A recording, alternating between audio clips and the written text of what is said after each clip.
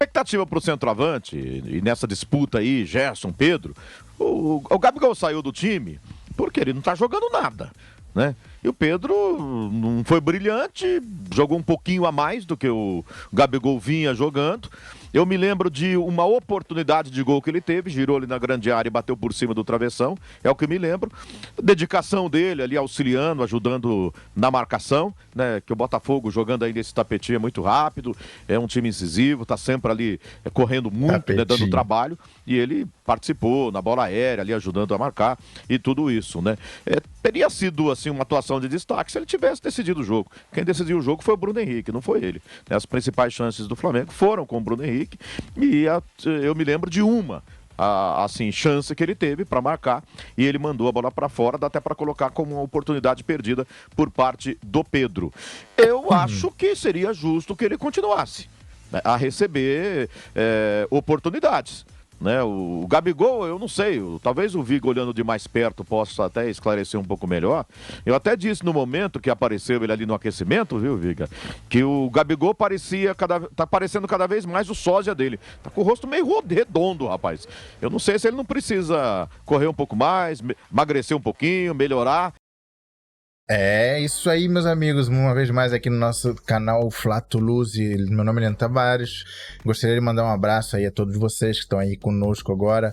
Esse vídeo aí onde os jornalistas da Jovem Pan elogiam, exaltam essa vitória do Mengão sobre o Botafogo, mas também descem a marreta no Gabigol, criticando a forma física do Gabigol. E esse vídeo eu gostaria de trazer aí para vocês, pedindo logicamente, humildemente, o seu like, a sua inscrição e também o seu comentário no fim, valeu? Vamos lá direto pro vídeo sem enrolação e no final breves comentários, valeu? Vamos lá. Ô Viga, vou seguir com você porque você elogiou o trabalho do Jorge Sampaoli e eu queria te perguntar em relação às opções do Sampaoli para hoje. Ele escalou ali o Eric Pulgar como uma espécie de terceiro homem da zaga, um meio-campo com Alan e Gerson e o Vitor Hugo no lugar do Arrascaeta e promoveu o Pedro no time titular, colocando o Gabigol no banco de reservas. Queria que você avaliasse isso e o Eric Pulgar, que você tem aquela aposta lá e tal, né? Enfim, gostou da atuação de Eric Pulgar hoje? Uma espécie de terceiro homem na zaga? Valeria aquela correria na praia de Copacabana pela atuação de hoje, Rodrigo Viga? Eu acho que não, Gui. Ele é muito instável ainda. Então, quando ele estabilizar em alto patamar, num patamar talvez assim mais próximo do Bruno Henrique, aí sim, eu dou aquele tibum, chamo o Vampeta para fazer o clique. Torço para que o Vampeta, na hora do clique, não caia de bumbum na areia de Copacabana, porque senão eu é que vou registrar, eu é que vou postar, mas ossos do ofício. Vamos lá. Começar de trás para frente. Acho que o Pedro merecia uma chance, merecia uma oportunidade, porque ele chegou a ser quase que maltratado ao longo dos últimos dias, por conta de tudo que aconteceu, soco e coisa e tal. Não houve uma conversa logo de pronto, olho no olho. Foi preterido no jogo contra o Olímpia, quando o Flamengo precisava de um homem de área para fazer um gol e levar para os pênaltis lá no Defensores del Chaco em Assunção. Então acho que ele podia estar abalado, poderia estar desestabilizado, mas é um centroavante, é um homem de área, merecia ter mais chances, merecia ter mais oportunidade. Eu vou recuar um pouco mais. Acho que o Flamengo, com a idade avançada de alguns jogadores, para mim está cada vez mais nítido, está cada vez mais claro que precisa jogar com dois volantes, talvez com as características de hoje.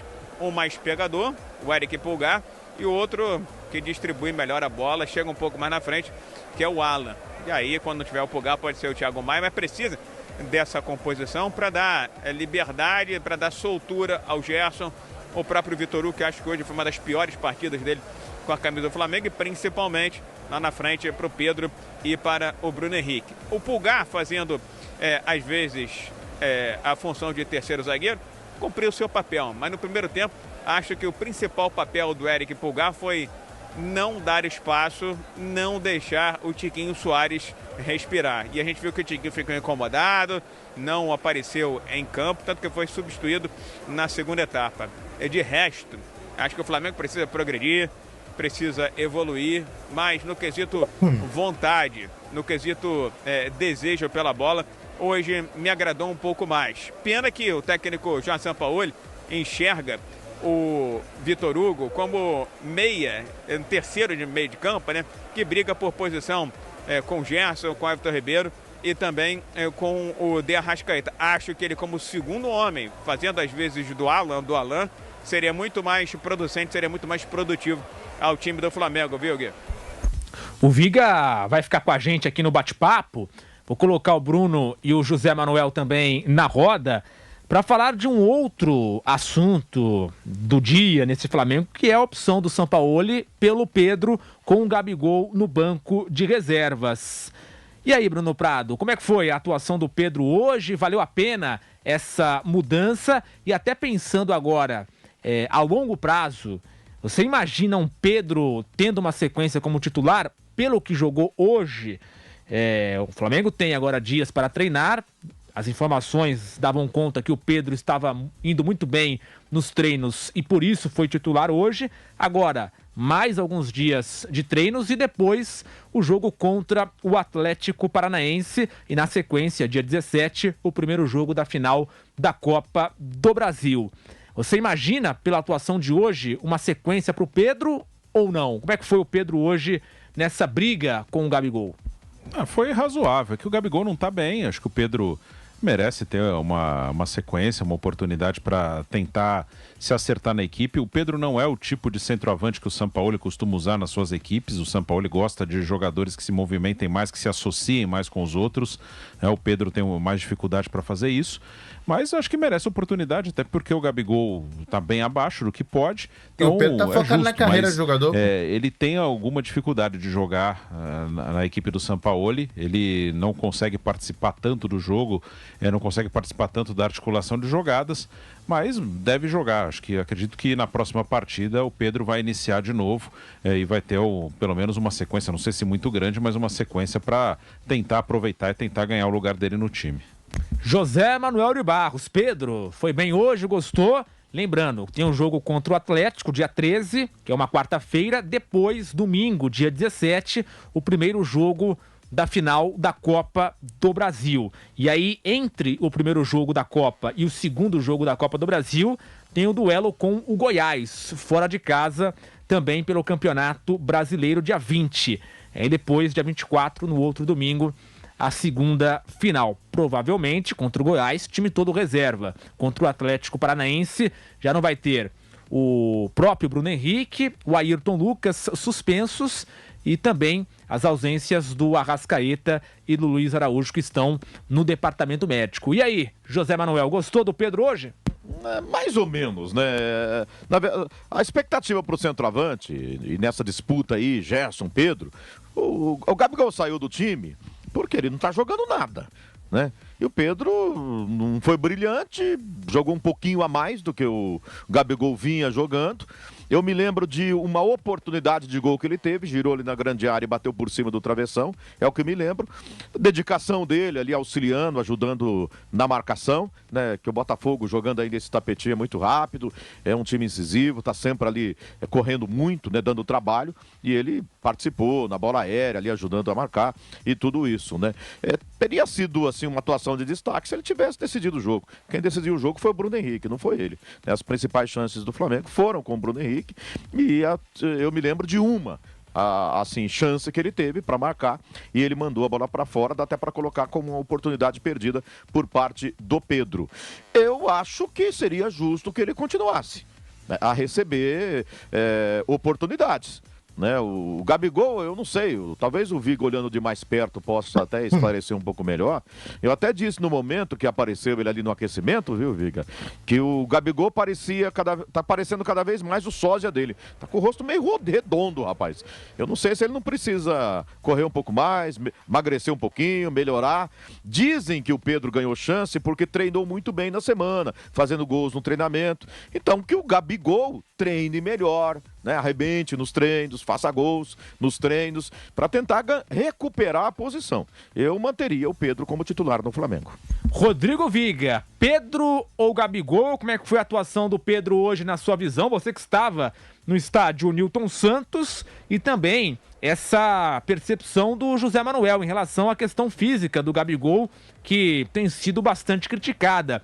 Algumas pessoas citam, o Gabigol O não se rosto meio cuida. redondo, não sei. Exato. Não sei se é a TV que engana a gente, sei Não, lá. eu tenho essa impressão também, José Manuel. Rodrigo Viga, no Newton Santos. Queria que você avaliasse Pedro, Gabigol, essa disputa pelo ataque do Flamengo, Rodrigo Viga. Qualquer que seja o centroavante no esquema do São Paulo, ele vai ter dificuldade. O Pedro é mais homem de área, o Gabigol sai um pouco mais.